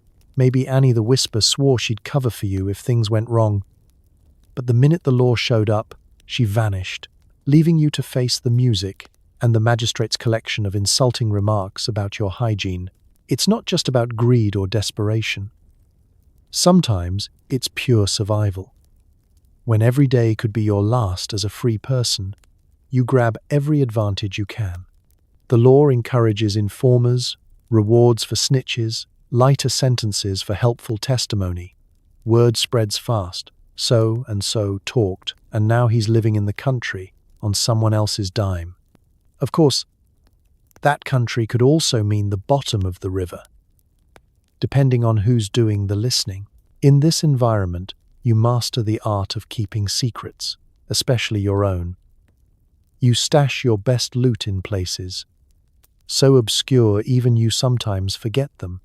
You change hiding spots regularly, avoid sharing your full plans, and, above all, never brag. Boasting about a big score is the surest way to wake up to an empty room and a note reading, "Sorry, mate. Couldn't resist." But betrayal works both ways. There are moments, just a few, when someone covers for you, risks a beating, or keeps quiet under pressure. In those rare instances, a strange camaraderie grows. It's built not on trust, but on mutual understanding. I won't rat you out if you don't rat me out. It's not loyalty, but it's close enough to make you miss it when it's gone. Of course, paranoia is a useful tool. It keeps you sharp. You watch every shadow, listen for every whispered name, and always assume there's someone waiting to sell you out for the right price. Every job is planned with betrayal in mind, a backup plan, a hidden exit, and a story that sounds just believable enough to keep you out of trouble if things go sideways. You even practice your outraged innocence in the mirror, just in case you need to plead your case to the magistrate, or the crew, or your mum. So, as you pass your friends in the narrow alleys, you nod, you smile, you share a joke, but you never share your real plans. In the world of Victorian thieving, friendship is a handshake with fingers crossed behind your back. You keep your enemies close, and your friends, well, you keep them in your peripheral vision, just in case. Because when bread is scarce and danger is everywhere, the only thing you can truly rely on is your own wits, and a good hiding spot that no one else knows about. Sometimes you dream of more: fine clothes, nice boots, maybe a job as a gentleman thief. But reality is more genteel poverty than James Bond. The only tuxedo you'll ever wear is the one you stole off a scarecrow. And even then, the crows want it back. The myth of the gentleman thief has been haunting every self-respecting Victorian pickpocket since the first time someone saw a toff in a silk cravat and thought, "That's the life for me." Maybe you read about the dashing highwaymen who rob the rich and tip their hats to the ladies, or you've heard whispered legends of silk-gloved burglars who slip in and out of the finest townhouses with nothing but a grin and a gold watch. For a brief moment, you imagine yourself blending in at a fancy ball, sipping champagne, your pockets quietly bulging with other people's jewelry. It's a nice dream, but the closest you're likely to get is peering through the window as the orchestra plays. The truth? Moving up in the criminal world isn't as simple as swapping your patched trousers for pinstripes. It takes skill, luck, and the sort of confidence that only comes from having absolutely nothing left to lose. You could try your luck at being a gentleman thief. Start with an elaborate disguise, a flower in your lapel, maybe even a cane if you can find one that doesn't double as a crowbar. You practice your poshest accent, something halfway between opera singer and man who swallowed a spoon. The trick is to look as if you belong, easier said than done when your shoes squeak and your last haircut was delivered by a distracted butcher. But make no mistake, class matters in Victorian England, even among thieves. The genteel set steel differently. They burgle by invitation, charm servants into leaving a window ajar, and write apologetic notes before nicking the silver. Their crimes are newsworthy. Yours are only noticed when the laundry goes missing. You try not to resent them, but it's hard when the judge gives them a stern lecture and sends you off to pick oakum for a month. Sometimes, you play at the fantasy. You sneak into a party as a waiter, pocketing the odd ring or a silver spoon while serving watery soup. Or maybe you try your luck at a gambling den, hoping to win your way to respectability before the house notices your lucky deck is missing a few cards. For one glorious evening, you wear a clean shirt, shine your boots, and try to remember not to talk about rats over supper. Of course, it never lasts. The rich may steal in style, but you're always one missed cue away from being rumbled. Maybe it's your accent slipping, or the unmistakable aroma of onion soup wafting from your cuffs, or the fact that you butter your bread with a flourish that screams rookery. The party ends, the lights come on, and you're back in the alley, tuxedo swapped for your usual uniform of indifference and borrowed rags. Still, there's something intoxicating about the dream. It's not just about the loot or even the comfort. It's about being seen, if only for a moment, as something more than just another street rat. The fantasy lingers, like the memory of a half-eaten tart. Maybe, just maybe, if you steal the right suit, practice your vowels, and keep your wits about you, you'll make it into the world where crime pays in respect, not just in coin. So, for now, you keep your tuxedo safe from the crows, polish your shoes with whatever's handy, and work on your bow, because every thief, no matter how lowly, deserves a bit of theatre, and every dream, no matter how improbable, deserves its night out. Even if you're back to eating turnip stew by morning, at least you got to imagine what it's like to steal in style. You get caught. Welcome to prison. The walls are stone, the food is gruel, and the beds are specifically designed to break your spirit and your spine. There's only one rule. Never admit what you're in for, and always save your bread crust for bargaining. From the moment the iron doors slam shut behind you, you realize that Victorian prison isn't just a punishment. It's a whole new layer of misery, designed by people who apparently thought the rookery was too cheerful. Your cell is less room and more slightly wider coffin. The air is cold, the blankets are thin, and your roommate is a man called Wee Tommy, who's neither small nor particularly fond of silence. Privacy is a concept left at the gates. You're on display for guards, wardens, and a rotating cast of rats who all seem to know the way to your bunk. The daily routine is as comforting as a slap with a wet mop. You wake at dawn to the sound of keys jangling, a harsh bell, and a chorus of groans that could wake the dead. Breakfast is a bowl of gruel, which tastes like someone boiled sadness with a pinch of old oats. If you're lucky, there's a lump of bread, stale, hard, and perfect for trading or, in extreme cases, self-defense. Tea is a rumor. Coffee is a myth. You eat fast, if only to keep the guards from helping themselves to your portion. Work fills most of your daylight hours. Victorian prison isn't about rehabilitation. It's about breaking rocks, picking oakum, and doing whatever tedious, repetitive task the governor thinks will build character. Red, punish you into submission.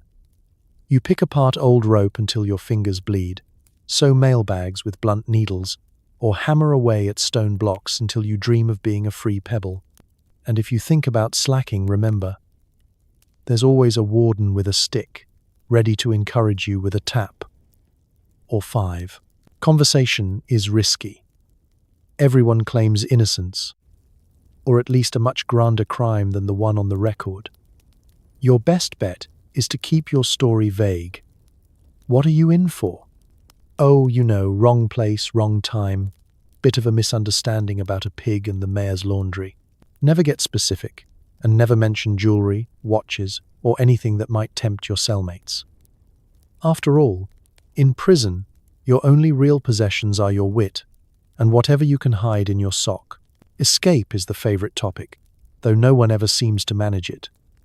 There's always talk of tunnels, hidden keys, and bribes for friendly guards, but somehow everyone's still there when the bell rings. The only thing that leaves regularly is hope, and the occasional mouse with better luck than you. The closest you get to a break is exercise, a brisk walk around a bleak yard, watched by guards who've seen it all and lost their sense of humor in 1823. Still, you adapt. You learn the rules of the pecking order. Who controls the games, who gets first dibs on the best bunk, and who you absolutely never, ever cross. Friendships are forged out of mutual boredom and the urgent need for someone to blame when the soup goes missing. You learn to trade. Bread crusts for an extra blanket, a joke for a secret, a favor for a little peace and quiet when the lights go out.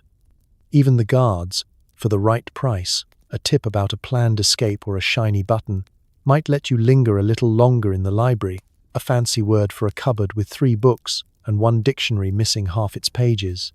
When release day finally arrives, or your sentence is commuted to go break rock somewhere else, you stumble out with a backache, a 1,000-yard stare, and a newfound appreciation for any bed that isn't made of compressed misery.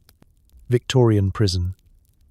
You can check out anytime you like, but you'll be sleeping on straw, eating regret, and telling stories about bread crusts for the rest of your life. If you're unlucky, you try to escape.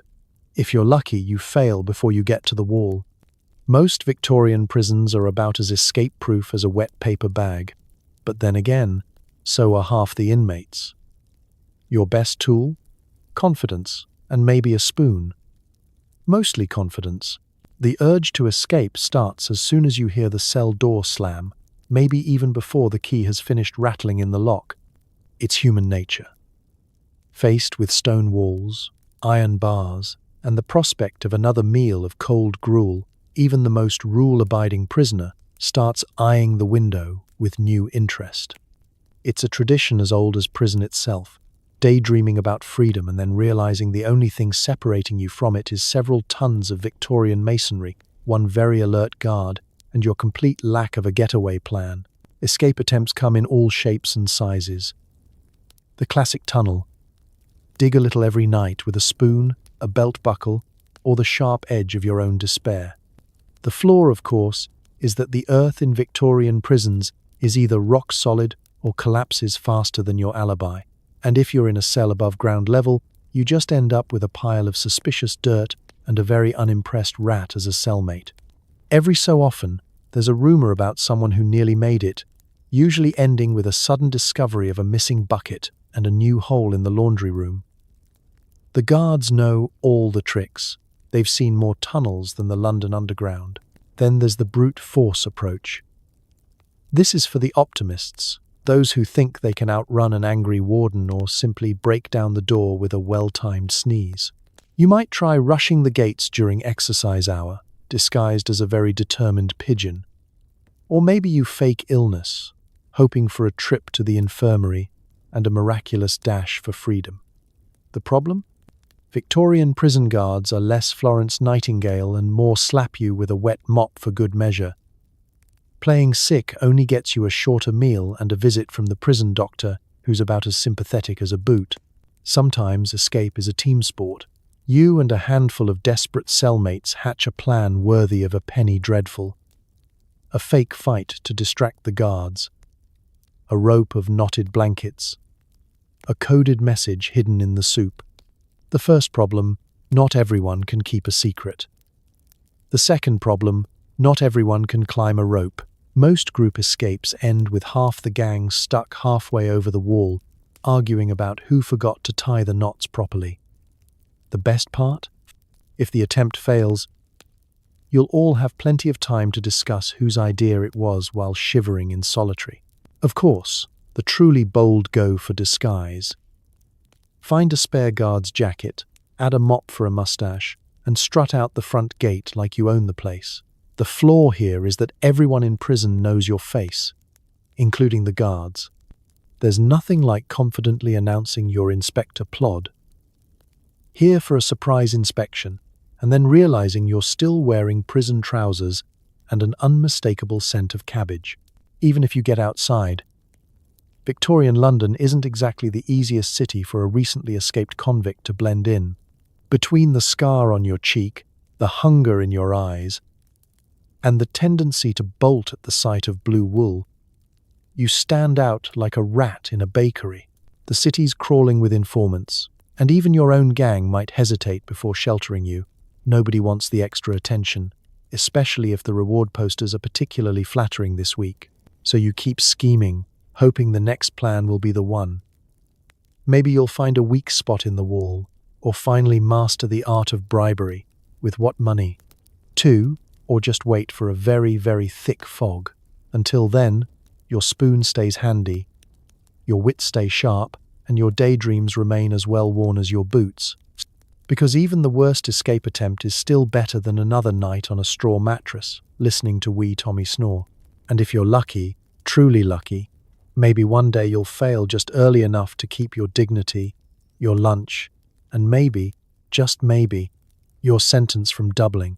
If you're especially unlucky, you're paraded through the streets, put on trial, and sentenced by a judge who's wearing more wigs than you have socks. Public humiliation is part of the fun, and the audience is mostly there for the snacks. If you're very unlucky, it's off to the gallows, or worse, transportation to Australia. There's a certain theatricality to Victorian justice. Getting arrested is just Act 1. The main show is your grand entrance at court, delivered in a rickety cart with all the subtlety of a circus parade. Children run after you, vendors hawk roasted chestnuts, and local gossips elbow each other for the best view. It's less justice system and more Saturday entertainment, and you, unlucky soul, are the headline act. The courthouse is a study in contrasts, soaring columns, creaking floors, and a smell that says mold, ambition, and too many lunches gone missing. The judge presides from a raised bench, festooned in a wig that looks like it's been passed down since the reign of Henry VIII. Sometimes you wonder if there's a family of mice living in there. He peers down at you over his spectacles, adjusts his robes, and looks as if he's about to recite the opening lines of Hamlet. Legal representation. Don't get your hopes up. If you're very lucky, you might have a barrister who knows your name and remembers which side he's on. More often, your defense is you, mumbling about mistaken identity and your lifelong commitment to virtue. Your witnesses are either suspiciously absent or faintly terrified, and the only evidence in your favor is a creased letter from your aunt, who swears you're a good boy and that the watch must have just fallen into your pocket. The proceedings are brisk.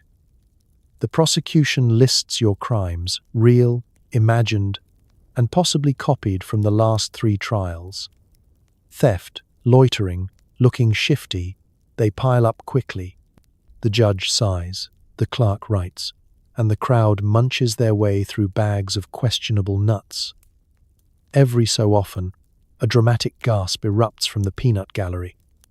Usually when someone drops their lunch, public humiliation is a staple of the system. Stocks, pillories, or a good old-fashioned walk of shame through the market square are all fair game. The town gets involved. Rotten vegetables, a few sharp comments, maybe even a poem about your lack of hygiene. If you're sentenced to a whipping, the crowd cheers because nothing says community bonding like watching someone else suffer for your entertainment. But the real drama is the sentencing. The judge, ever the showman, delivers your fate with grave solemnity or sometimes a glint of glee. If you're lucky, it's a stint in the local lockup or a fine you'll never pay. If not, the gallows loom. Public executions are a family event, with picnics and a surprising number of hand-painted signs. The hangman, for his part, is something of a celebrity, greeted with cheers and the occasional request for an autograph. And then there's transportation. Victorian justice's idea of a second chance, shipping you off to Australia for a holiday that lasts 7 to 14 years, give or take a lifetime. You join a motley crew of fellow unfortunates, packed onto a ship that smells worse than the rookery at high tide. The voyage is a story in itself, weeks of seasickness, hard labor, and the constant fear that you'll arrive just in time for another judge, another wig, and another round of justice. If you survive the process, you come out with a new appreciation for discretion, a firm dislike of wigs, and an arsenal of cautionary tales to tell the rookery kids. Victorian justice isn't about reform, it's about spectacle, control, and giving the public something to talk about over supper. So, if you ever find yourself on the wrong side of the law, remember, stand up straight, look innocent, and pray that the judge's wig is itchy enough to distract him into mercy. And if you're ever in doubt, just smile at the crowd and ask for the last bite of their chestnut. It won't help your case, but it's the little victories that get you through the day. Once you're out, you're rehabilitated, which in Victorian terms means now you're just better at not getting caught. Jobs are scarce, suspicion is high, and your best hope is either start over in another city or become the local colourful character who may or may not have a finger in every pie. Freedom is a funny thing when you're freshly sprung from a Victorian prison. You step out into the light, or more accurately, the perpetual London fog. With your possessions in a bundle, one patched-up coat, a wooden spoon, and a reputation that clings like old soup. The city looks almost inviting, until you realize everyone's giving you a wide berth, either because you smell like a month in solitary, or because word's already out that you've done time. In this world, gossip travels faster than a hungry rat in a pie shop. The first order of business is finding somewhere to sleep that doesn't involve a return ticket to Her Majesty's hospitality. Landladies clutch their purses a little tighter when you walk by. Old friends eye you warily, sizing up whether you're the same person who got pinched for liberating that silver candlestick from the vicarage, or whether you've picked up any new, more marketable skills behind bars.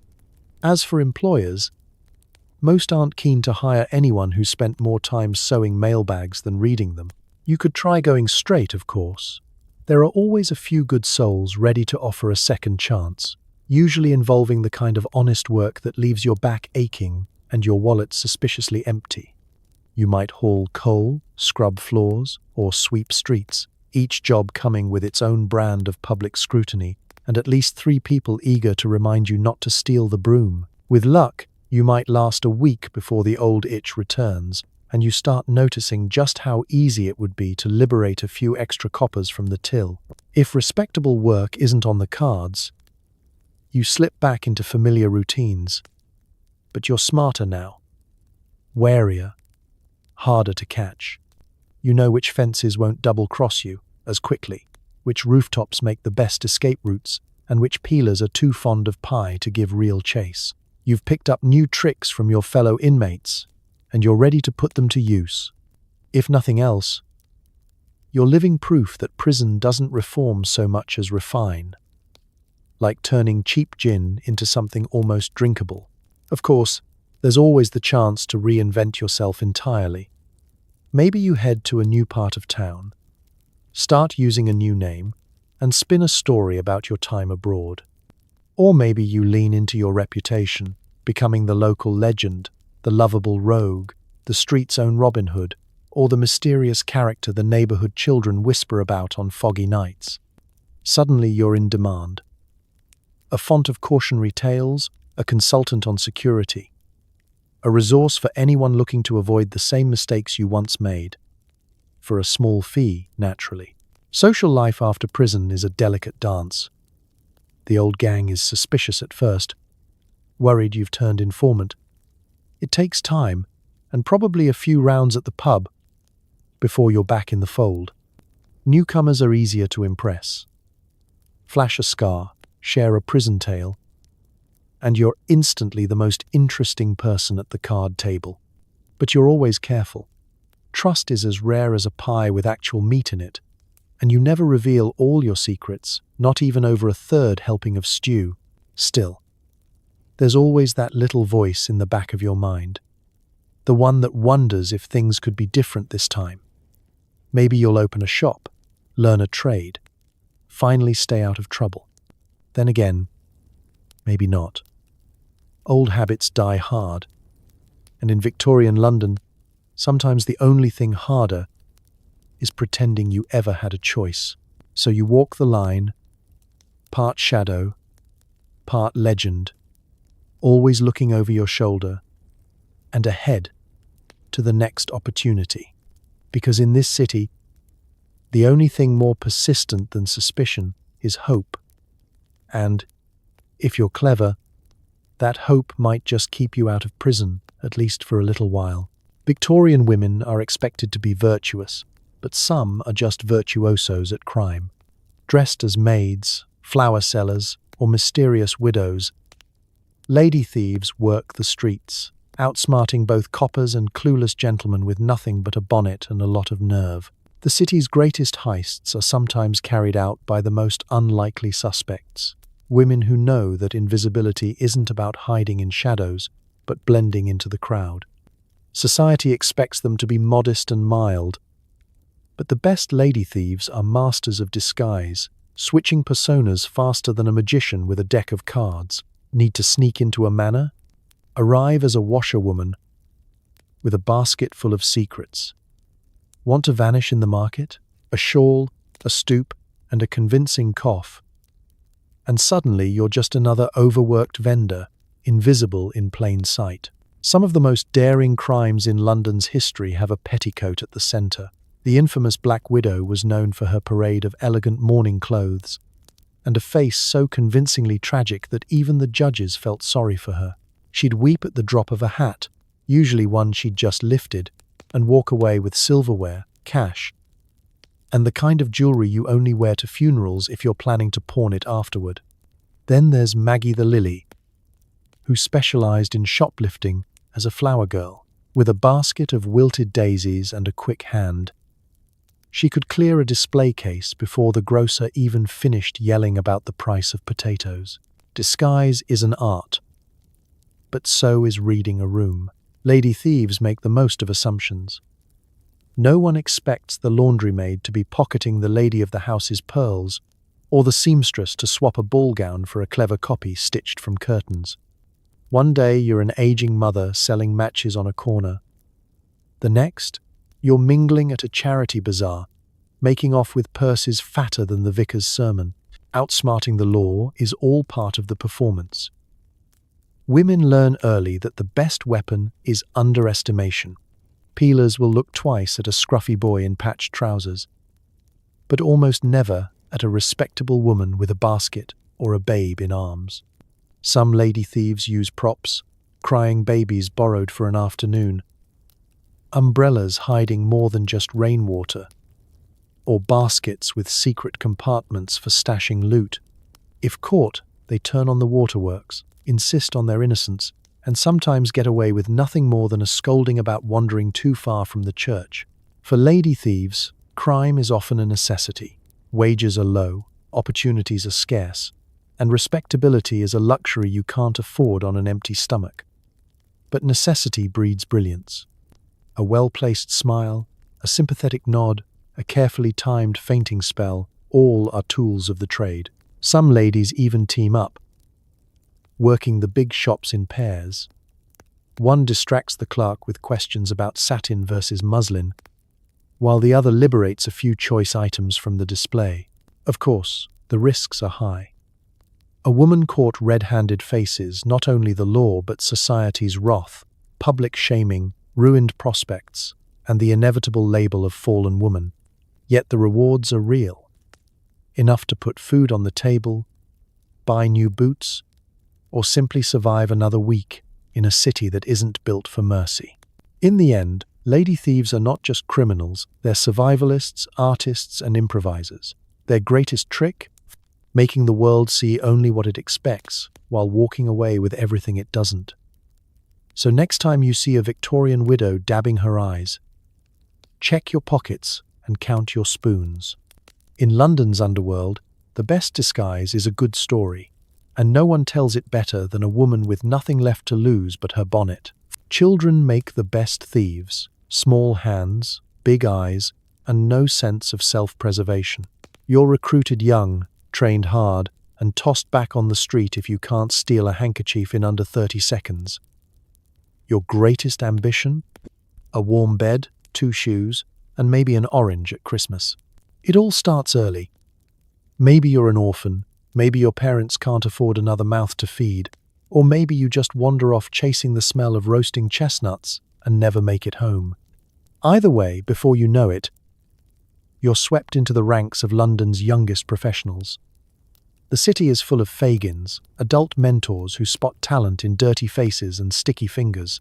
Their job is to teach you everything you need to know about street life, from blending in with the crowd to escaping angry butchers with astonishing agility.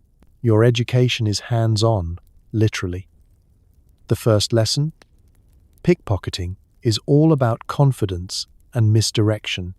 You practice on your classmates, your teacher, your teacher's pocket watch, and sometimes even your teacher's shoes, if you're fast and daring. The training ground is the market square, the church steps, or the shadowy back room of a pie shop where you're given a pile of old rags and told, "Go on, see what you can find." Mistakes are met with a swat and a lecture. Success with a pat on the head and maybe an extra crust of bread. Competition is fierce. You're never the only street kid with dreams of grandeur. There's always someone quicker, smaller, or just hungrier. Partnerships form and dissolve faster than soap bubbles. One day you're best mates, the next you're fighting over a sausage roll. Loyalties are as thin as your socks, and betrayals are as common as rain. You learn to keep one eye on your mark and one on your so-called friends, because sometimes the real thief is the one you're sharing a blanket with. The jobs themselves are varied. There's the classic handkerchief lift. Every well-dressed gentleman has a colourful kerchief dangling just out of reach, practically begging to be liberated. A well-timed stumble, a sneeze, a bump on a crowded street, and it's yours. Then there's the art of the quick snatch. Apples from a market stall, coins from a purse, pastries cooling on a windowsill. If you're really skilled, you might graduate to inside work, crawling through windows, wriggling up chimneys, or slipping into kitchens to sample the stew. Punishment is swift for failure. The grown-ups don't suffer incompetence. If you get caught, you get a scolding, a slap, and the threat of a night alone in the alley. But you get clever. You learn to run faster, hide better, and always look a little lost when questioned. When things get rough, you practice your orphan face, big eyes, trembling lip, and a backstory tragic enough to melt even the iciest magistrate. Sometimes it works. Sometimes you just get tossed back in the street with a stern warning and an empty stomach. Despite the hardship, there's a strange sense of family among child thieves. Older kids look out for the little ones, at least when they're not stealing their dinner. There are whispered stories of the big score, the heist that will get you off the street into a real home, maybe even with a fireplace. Until then, you huddle together for warmth, share what scraps you have, and dream of things ordinary children take for granted. But hope is persistent. Every morning you wake up, lace up your mismatched shoes, or wrap your feet in rags, and head back into the city, ready to try your luck one more time. Maybe today's the day you get that orange, that warm bed, that second shoe. Until then, you keep your fingers nimble, your wits sharp, and your dreams alive. Because in Fagin's army, survival isn't just about stealing. It's about never giving up on something better. Every day is a tightrope walk. One wrong move, one nosy neighbor, and it's all over. Anxiety is a way of life, and your nerves are more frayed than your shirt cuffs. But fear is also fuel. It keeps you sharp, fast, and just desperate enough to try again tomorrow. Waking up, your first thought isn't about breakfast. It's about not getting nabbed. Before you've even yawned, your mind is rehearsing excuses. "I'm just holding this watch for a friend, officer." "Why, these silver spoons?" "Family heirlooms, of course." "No, I don't know why my pockets are jingling. Must be the rats." You scan the window for the telltale blue of a peeler's coat, listen for heavy boots on the stairwell, and peek under the bed just in case someone has decided to start their day with a spot of betrayal. The moment you set foot outside, the real balancing act begins. London's streets are a living obstacle course. Cobblestones ready to trip you, nosy neighbours perched in windows, and shopkeepers with memories sharper than their knives. You cross the street to avoid Mrs. Mullins, who's convinced you stole her laundry last Tuesday. For the record, it was Thursday, and you only took the good shirt. The nervous sweat prickling your neck isn't just from last night's stew, it's the ever-present sense that at any moment your world could collapse. There's no such thing as relaxing. You eat on the go, scan every crowd for coppers or rival thieves, and keep your escape routes mapped in your head. Even your friends are potential threats. One careless word, one greedy glance, and suddenly you're the subject of dinner-table gossip, the bad example every parent warns their kids about.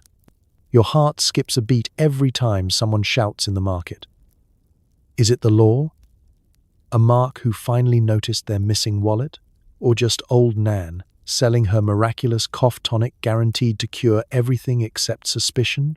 It's not just the coppers you have to worry about. There are informants everywhere, people happy to swap your secrets for a few coins or a quiet night from the landlord. You keep your head down, hands in your pockets, always ready with a fake smile or a quick lie. Trust is rarer than a fresh apple in December and twice as expensive. Of course, all this anxiety comes with its own bizarre rituals. You check your pockets for contraband a dozen times an hour. You avoid walking the same route 2 days in a row. You practice your innocent face in any reflective surface, perfecting the wide-eyed look that says, "Me, officer?" Never. You jump at every sudden noise. Your nerves are so shot that a dropped saucepan sends you halfway to the next borough. And yet, the fear has its perks. It makes you clever, always planning, always scheming. You get good at reading people, spotting trouble before it spots you, and knowing just how long you can linger at the bakery before arousing suspicion. You develop instincts so sharp that you can sense a peeler's gaze through a solid wall, or smell betrayal on the wind. Fear teaches you to move quickly, laugh easily, and never ever put both feet in a bucket at once, unless you're planning to use them as a getaway sled. Strangely, you learn to appreciate the adrenaline, the rush of a successful lift, the sweet relief of slipping away unseen, the rare luxury of lying in bed at night and thinking, "Not today." You know you're dancing on the knife edge, but for now, you're still upright, still breathing, still ahead by a nose, and usually by half a sausage roll, because living as a Victorian thief is never comfortable, but it's never boring. The daily fear is both curse and companion. It keeps you awake, alive, and, for one more day, out of the hands of the law. And tomorrow? Well, tomorrow you'll walk the tightrope all over again. Just remember to keep your eyes open, your stories straight, and your exit clear. Is stealing ever justified? The city is full of hungry mouths and rich men with more silverware than sense. Maybe you're a modern Robin Hood, if Robin Hood also occasionally mugged old ladies for a half-eaten pie. The moral high ground is mostly mud. Every thief, sooner or later, faces a bit of soul-searching, usually around breakfast, when you're deciding whether to split your last crust of bread with the dog or pawn it for a sniff of cheese. In Victorian London, the line between right and wrong is as crooked as the alleys you prowl. Survival is an argument, and you become a philosopher by necessity. Is it truly wrong to take a loaf if you haven't eaten in days and the baker's just tossed 3 to the rats? Is nabbing a silver spoon from a man with 12 more in his sideboard really a sin, or just redistribution with a little extra drama? Your conscience is shaped by your stomach and your company. Among thieves, morality is less about the 10 Commandments and more about the unwritten rule of don't get caught. There's a sort of honor, even among this motley crew. You don't steal from friends, at least not more than once a week. You try not to target those even poorer than yourself. though sometimes the definition of poor gets suspiciously flexible when it comes to a roast chicken cooling on a neighbor's sill. But the great divide, the code everyone debates in whispered circles, is whether you're a villain or a hero, a rat or a rescuer. If you squint hard enough, you can cast yourself as a do-gooder. Maybe you did swipe that loaf, but you shared it with the new kid in the rookery. Maybe that silk handkerchief ended up as a baby's blanket, instead of a dandified gent's prop. Stories grow fast on the streets. You relieved a merchant of his purse? Rumor has it, you slipped half the coins to a widow on Bread Street. Maybe it's true, maybe it isn't. But it makes you feel better at night and boosts your legend, which is almost as important as your loot. On the other hand, you've seen the ugly side of this business. Not every thief is a Robin Hood. Desperation can turn even the kindest soul ruthless. You hear stories. Kids shivering under the bridge. Families thrown out for a month's rent. Mothers who trade their last boots for a scrap of meat. Sometimes, you're the one on the other side holding the purse while someone else pleads, "It's all I have." The city can grind down even the best intentions, and you have to remind yourself, mercy, when you can afford it, is never wasted. Society, of course, doesn't see the nuance. The law says a thief is a thief. The magistrate won't ask why you stole, just how much and from whom. Public opinion is fickle. Today's crowd cheers you for tricking a pompous banker. Tomorrow they jeer as you stand in the stocks for swiping an onion. You learn quickly that reputation is as valuable as a well-planned alibi. Be too greedy, and your own crew might turn on you. Show a little heart, and suddenly you've got friends where you least expect them, maybe even in a police uniform, looking the other way when you return a lost trinket. The real trick is finding your own balance. Maybe you leave a few coins on the baker's windowsill the next time you have a lucky night. Maybe you help old Nan find her lost cat. After all, she saw you slip that pie last week and hasn't said a word. The moral high ground may be mud, but it's still ground, and you do your best not to sink any lower than necessary. At the end of the day, you're a product of your time and place. A hungry city, a broken system, and a world where survival is both a crime and a necessity. Maybe you're Robin Hood, maybe you're just hungry, and maybe, just maybe, you're both. You do what you have to do. Keep your head high, or at least your hat low, and tell yourself tomorrow you'll try to do a little better. After all, even in the mud, you can still aim for the stars, just don't steal them.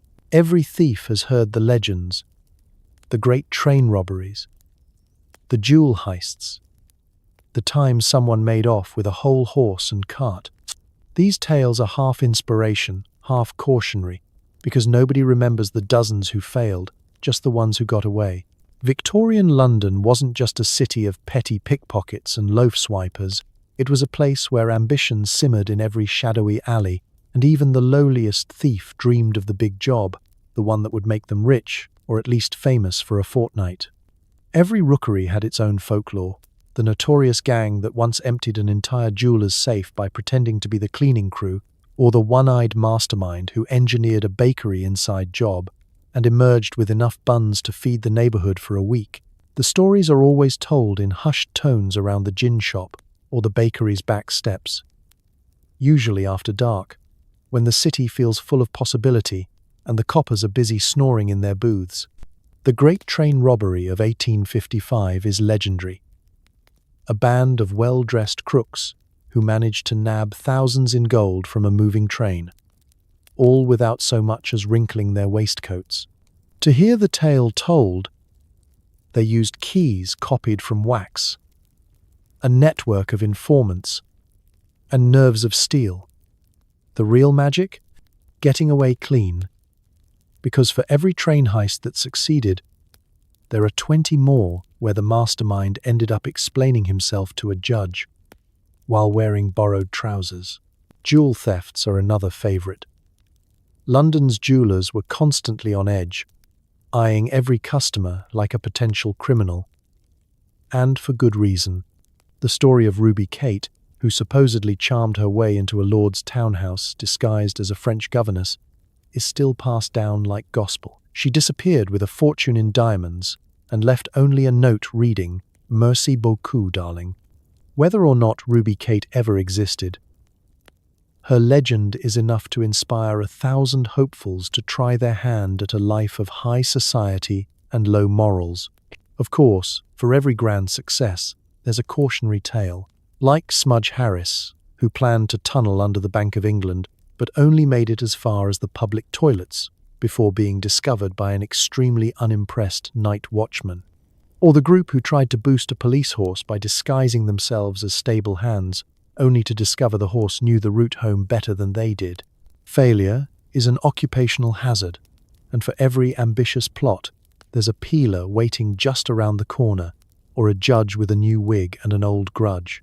Sometimes, ambition takes on absurd forms.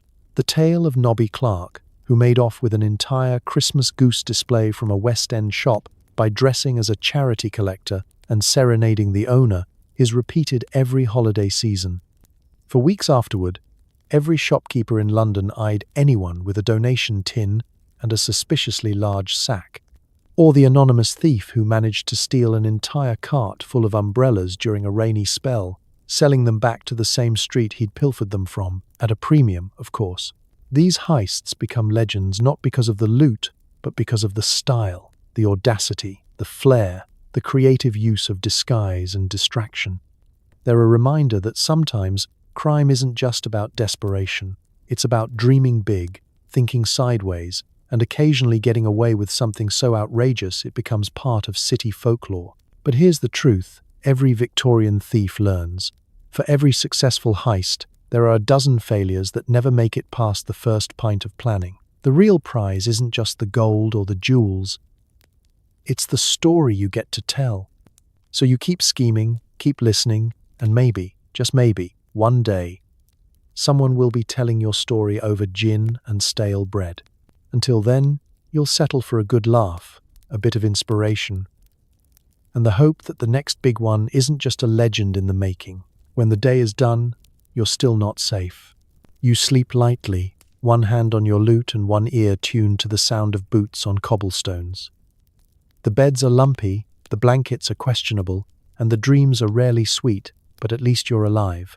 For now, night in Victorian London doesn't bring peace. It just changes the rules. Daylight means dodging peelers, marks, and rival thieves. Night means surviving in the shadows, with the added bonus of everything smelling faintly of boiled cabbage and wet wool. You tuck yourself into bed, a term you use loosely. Sometimes it's a mattress stuffed with last year's straw, sometimes a sack of rags in a corner, and more often than not, the wooden floorboards that creak with every movement. Privacy is a forgotten luxury, and personal space is just a polite way of saying, "Move over, you're on my foot." Your bedroom is a masterclass in compromise. The walls are thin enough to hear the neighbor's cat plotting its next heist. You share the room with a rotating cast of snorers, mutterers, and the occasional rat doing an evening inspection. Blankets are passed down like family heirlooms, complete with mysterious stains, assorted holes, and a scent that could be sold as Eau de East End. If you're lucky, you might have a corner to yourself and a blanket thick enough to muffle the sounds of the street below. And what a street it is at night. Every sound is a potential threat or opportunity. Boots on the cobbles? Could be the night watchman, the landlady looking for late rent, or someone with a score to settle. You keep your ear tuned for the subtle difference between a copper's step, heavy, determined, and that of another thief, soft, uncertain, slightly nervous. The city never really sleeps. Drunks sing, carts rattle by, and somewhere down the block, a dog conducts a nightly argument with the moon. Your loot, whatever you manage to keep, never leaves your side. It's tucked in your shirt, hidden under your pillow, or, if you're especially cautious, tied to your ankle with a bit of string. The real art is sleeping in such a way that you wake at the slightest touch. After all, you trust your housemates about as far as you can throw a chamber pot. The rule is simple. If it's not under your body, it's up for grabs by morning. Sleep itself is an adventure. You drift in and out, jolted awake by every creak, cough, or suspiciously cheerful rat. When you do dream, it's rarely of riches or comfort. More likely it's a feverish jumble of running feet, clanging bells, and endless pockets. The lucky ones snore through the racket. The rest become nocturnal philosophers, pondering the universe while staring at the shadowy ceiling. You'd be amazed what questions pop up at 3 a.m. Like, did I leave the back door unlatched? Or was that silver brooch cursed? Safety is a group effort, after all. In the rookery, you take turns keeping watch, if only to make sure the fire doesn't go out or someone doesn't wander off with tomorrow's breakfast. Sometimes you swap stories to pass the time, voices low, eyes half closed. You share rumors of a gang who cracked the pawnbroker's safe, or of old Nan's supposed fortune buried under the floorboards. Half of it's nonsense. But it's better than listening to the neighbors argue over who gets the least lumpy spot. When morning finally breaks, you count your belongings, check your boots for stowaways, and give thanks that you survived another round of the long night. No one sleeps deeply here, not out of paranoia, but out of necessity. The city is always waiting for a misstep, and you know that as soon as the sun rises, it's back to work. One hand on your loot, one eye on the door, and dreams tucked safely away for another day. Because in Victorian London, sleep is a luxury, trust is a gamble, and making it through the night is just the first victory of tomorrow. Somewhere deep inside, you keep a tiny flame alive, a dream of leaving it all behind. Maybe one day you'll save enough to escape the city, buy a small farm, and never steal again. But until then, it's just you, the city, and another long night chasing the next score. Dreams are a rare luxury in Victorian London. Easily pawned, nearly impossible to buy back. Still, you find yourself indulging in them as you lay awake on your lumpy mattress, listening to the muffled chaos of the rookery outside. You picture a different life, wide open fields instead of cramped alleyways, fresh bread instead of yesterday's stew, a roof that doesn't leak, and neighbors who don't steal your boots for firewood. Some nights, the dream is so real you can almost smell the grass. Or maybe that's just the neighbor's goat sneaking through the window again. What would you do with your freedom? It varies, depending on the day and the state of your stomach. Sometimes it's a cozy cottage on the edge of town, where no one knows your name or your criminal record. Sometimes it's a proper job, shoemaker, farmer, innkeeper, one that doesn't involve running from the police or explaining to the magistrate why you happen to be carrying 7 mismatched spoons. You imagine waking up to birdsong, not boots on cobblestones, sitting down to a meal without counting your coins first. Even, dare you dream it? A night of sleep without checking if your valuables are still tucked under your armpit. For most, escape is a whispered hope. The rookery is full of stories. My cousin's brother made it to Bristol and opened a shop, told by people who've never left the city limits. You know the odds. The city is sticky, clinging to your clothes and your bones. It's hard to save up when every penny is spent on rent, food, or bribing someone not to remember your face. Still, every now and then, you squirrel away a coin or two in a cracked teapot under the bed, and you add another brick to your castle in the clouds. You're not alone. Even the toughest among your crew, old Nan, who claims to have lived through the plague, and might have started it, occasionally sighs and mentions the seaside. The youngest dreamers picture adventure on a grander scale. Running away to sea, seeking fortunes in America, or joining a circus that doesn't ask too many questions about your past. Some even talk about going straight, settling down, and being respectable. That's the wildest fantasy of all. Of course, the city has a way of reeling you back in. Every fresh plan to go straight runs headlong into a landlord demanding 3 weeks' rent, or a younger sibling who needs new shoes. or a sick friend who can't afford a doctor. There's always another job, another opportunity. Always just one score away from freedom. Hope can be as dangerous as hunger. It keeps you trying, but it also makes every setback sting just a little more. You start to notice the small escapes, the little things that remind you there's more to life than the next mark. Sharing a laugh with friends after a successful lift. Watching the sun rise over the rooftops. A stolen moment of peace with a warm cup of tea. However questionable its origins, the city is relentless. But even here, there are glimpses of something better. Brief flashes of kindness, generosity, even joy. So you hold tight to your secret hope.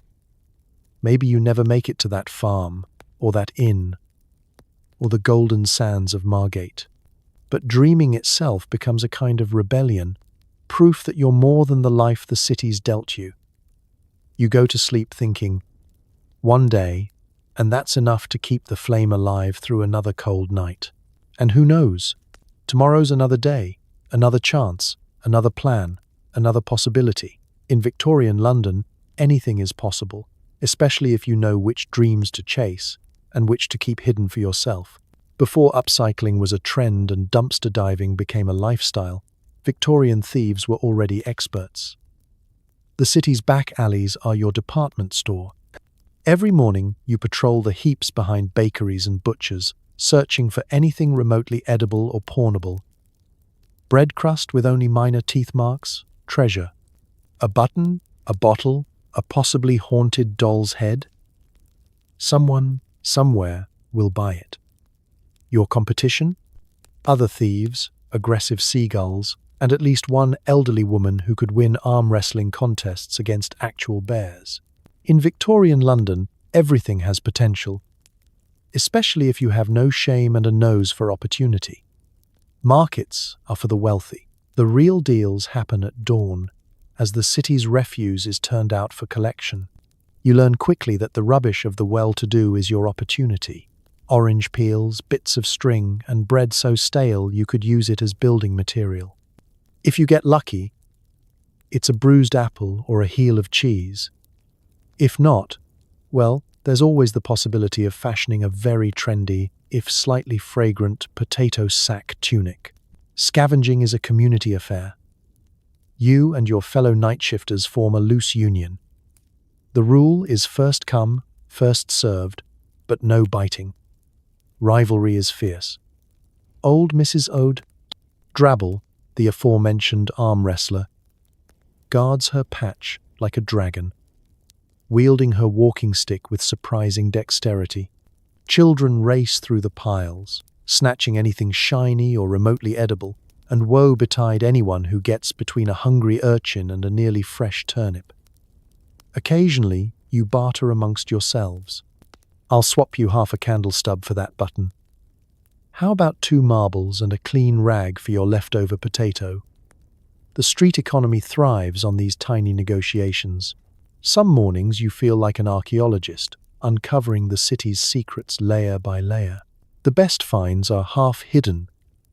A chipped cup, a torn handbill, advertising a miracle tonic, or a battered shoe missing its partner. The most creative among you have an eye for repair, a dab of glue, a piece of twine, and suddenly that cracked mug is a rare antique, suitable for sale at the next street market. One man's trash is another man's dinner plate, and in the right light, a broken umbrella looks almost romantic. Food is the top prize, but not the only one. Pawn shops will take nearly anything, provided it's cleaned up and presented with a story. This, sir, is a French perfume bottle, rare as hen's teeth. Never mind that it's half filled with rainwater and what might be vinegar. If you're really lucky, you find something with a bit of shine, a fork, a bit of jewelry, or a nearly intact pair of spectacles. No one asks too many questions, as long as you're not still wearing yesterday's potato sack. Of course, scavenging is not without its dangers. Seagulls patrol the alleyways like winged pickpockets, swooping down on any edible scrap. Occasionally, A dog joins the fray, drawn by the universal scent of something's cooking.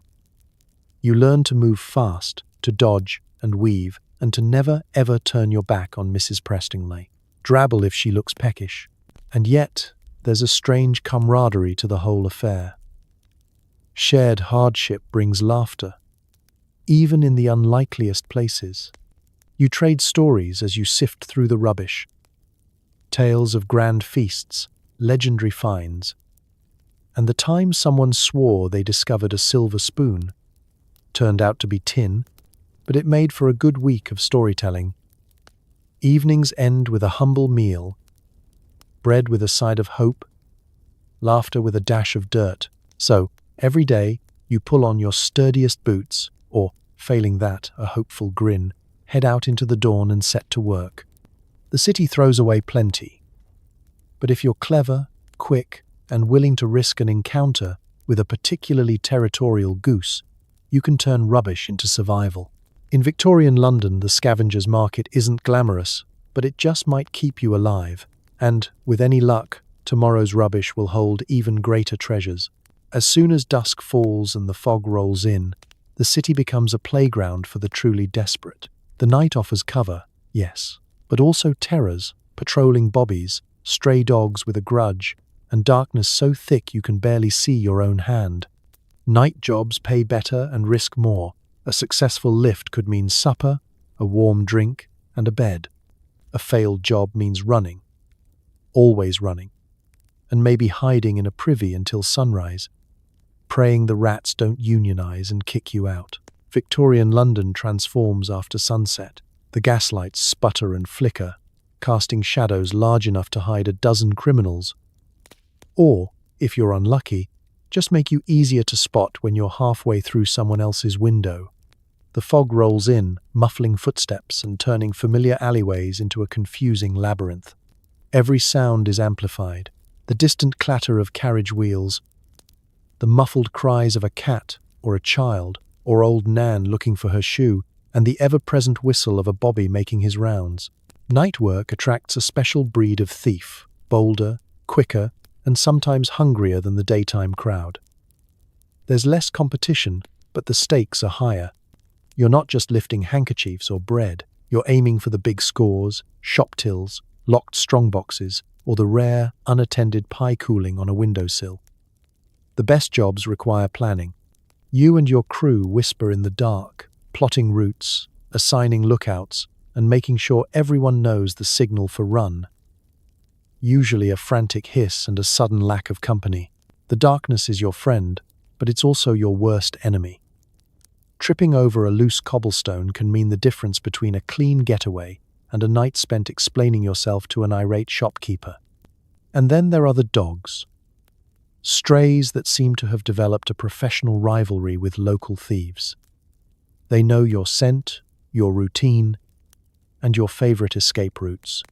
Some even work in packs, barking you straight into the arms of the nearest bobby for the price of a meaty bone. But nothing compares to the terror of the bobbies themselves. Night patrols are their chance to shine, or at least to swing their truncheons with a bit more enthusiasm than the morning shift. You learn to spot them by the telltale glint of brass, the rhythm of heavy boots, and the sharp command of "Oi, you there." If you're spotted, there's no use trying to bluff. Your best bet is speed, a well-timed leap over a fence. Or, if all else fails, the classic disappear into a pile of rubbish and hope for the best. If you're especially unlucky, you end up sharing a privy with 3 other thieves and a particularly offended rat, all waiting out the night and debating the merits of honest work. Yet the rewards can be worth it. A successful night job means waking up with coins in your pocket, food in your belly, and maybe even a new pair of boots, even if they don't match. You come to cherish the thrill, the heart-pounding rush of a close call, the quiet satisfaction of outsmarting the law, the camaraderie of sharing a midnight meal with your fellow risk-takers. Every good story in the rookery seems to begin with, so there I was, out after curfew, when, of course, not every night is a triumph. Sometimes you return empty-handed, cold, and with a fresh rip in your trousers that you'll have to explain away in the morning. But even then, there's a stubborn pride in having tried, having faced the darkness, dodged disaster, and lived to plan another heist. Night work is equal parts terror and opportunity, disappointment and hope. So you wrap yourself tighter in your threadbare coat, scan the fog for friendly faces, and steel yourself for whatever the shadows bring. Because in Victorian London, the night belongs to the bold, and if you're clever and just a bit lucky, it might just belong to you. Every thief needs a place to unwind, and in Victorian London, that place is the local gin palace, an establishment where dreams, schemes, and common sense all go to die. The floor's sticky, the drinks are cheap, and every conversation is part confessional, part recruitment drive. A few sips of gin, and suddenly everyone's your best mate, until you discover your wallet's gone and your best mate is halfway to Soho with your last shilling. There's something magnetic about the glow of gaslights and the roar of laughter spilling from a gin palace. Maybe it's the promise of escape from the cold, the chance to fill your belly with something that isn't yesterday's bread, or just the rare luxury of sitting down without immediately springing up to run from a peeler. The pub is more than a watering hole. It's the rookery's living room, the unofficial headquarters for every plot, partnership, and punch-up you'll ever know. Inside, the atmosphere is a blend of warmth, chaos, and pungent aromas that defy polite description. Every table is crowded with regulars, dock workers nursing a single pint all night, flower sellers loudly lamenting their rotten luck, and the occasional well-dressed gent pretending not to be slumming it.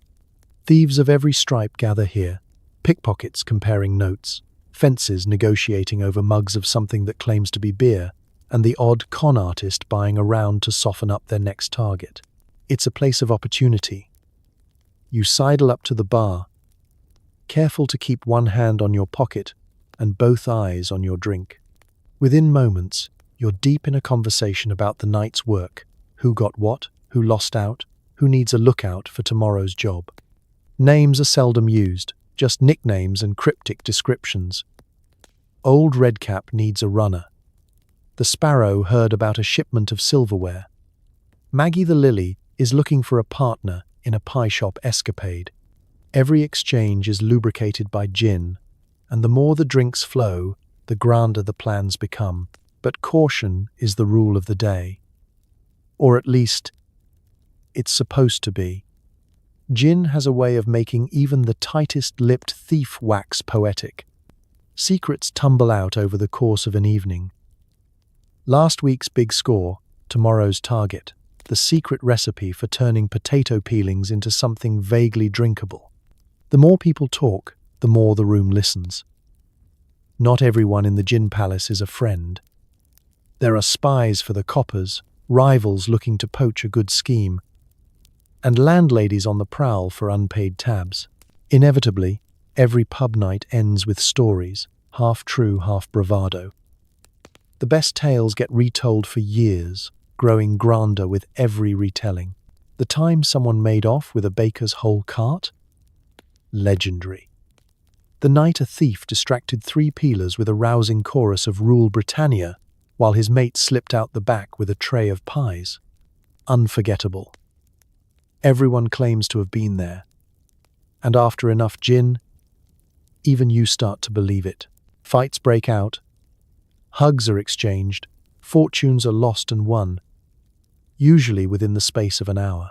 You might leave the gin palace with a new friend, a black eye, or a brilliant idea for tomorrow's job. Or you might just leave empty-handed, slightly poorer, and with the nagging suspicion that you've confessed your entire criminal history to a passing stranger in a feathered hat.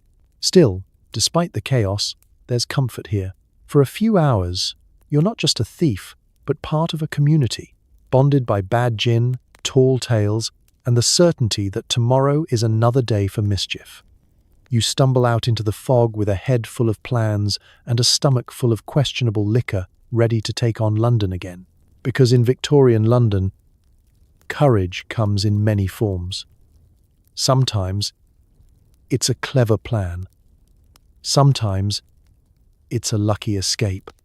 And sometimes it's just another round at the gin palace, where everyone's a schemer, everyone's a dreamer, and nobody ever keeps their wallet in the same place twice. So, as you settle in tonight, wrapped in your clean blankets, with warm socks and a total absence of rats, let's take a quiet moment to reflect on the wild, ridiculous, and sometimes heroic struggle of surviving as a Victorian thief. We've tiptoed through the alleys, dodged mustachioed policemen, outwitted rats and rivals, and discovered that the only thing more dangerous than pickpocketing was trusting your own friends.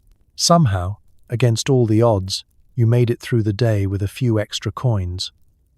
All your teeth, mostly, and your dignity only slightly dented. It's easy to laugh at the absurdities and horrors of the past, but under every muddy boot and desperate scheme was a stubborn resilience, a refusal to give up, even when the world was one long string of bad luck and worse soup. Every Victorian thief, whether notorious or nameless, was just doing what it took to make it through one more day in a city stacked against them. They survived on quick wits, bad jokes, and the hope that maybe, just maybe, tomorrow would be a little better, maybe with breakfast. So tonight, as you drift off in the comfort of your own bed, whisper a silent thank you to your ancestors, those who hustled, hid, and hustled again, just so you could enjoy a world with hot water, indoor plumbing, and a distinct lack of mysterious puddles. Because history is mostly a record of human stubbornness, ingenuity, and, let's be honest, a healthy dash of ridiculousness. Rest easy knowing you don't have to run from the peelers, pawn your own shoes, or sleep with one eye open. You've earned your peace. Sleep well, and dream of a world where the only thing you have to steal is a few extra hours of rest. Good night.